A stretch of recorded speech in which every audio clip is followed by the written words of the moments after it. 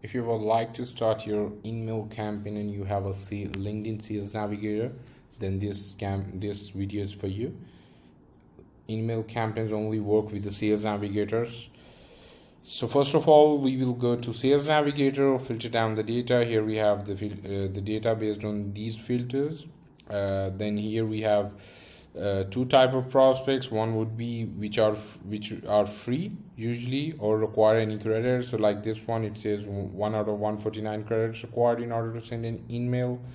But in case of some other, it would say free to open profile. So free to open profile means that they do not require any credits to send an email, but those where it says 1 out of 149 credits, then they require credits to send an email. By default, system send only to those which are free to send email, and in case you have the option, if you would like to make use of your credits as well, because the credits are very limited per month, and if you start doing automation based on the credits, then you will run out of the credits. So let's copy the URL from the top, go back to Linkedcamp, go to the saved flow section to select a flow. Here we have an email and connect request flow. First of all, select your LinkedIn account over here, put on the title test email campaign, paste the URL here, and then here we have a sequence or the flow where we are doing engagement first, then we are checking if the email is open. Email open means if email is free, then send them an email with the subject line and message, and check for replies for 3 days. If they do not reply, send another email with this subject line and messaging. If the email is not free or open, then send them a connect request with this messaging. You can make use of all these placeholders in your messages or your email messages as well.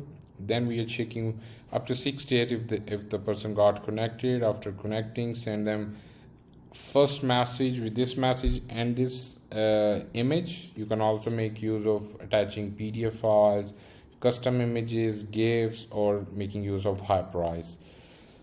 Then we are checking for replies for another 3 days, and then we are sending another follow-up message, which is this. We also have this option, so if you turn this on, it will automatically skip any message.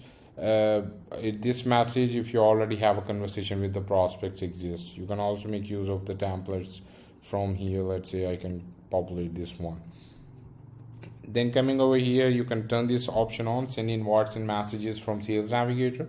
By default, system sends invites and messages from basic LinkedIn account. So if you would like to send from like Sales Navigator, then you can turn it on, and then we can turn on our CRM. Let's say I have HubSpot connected.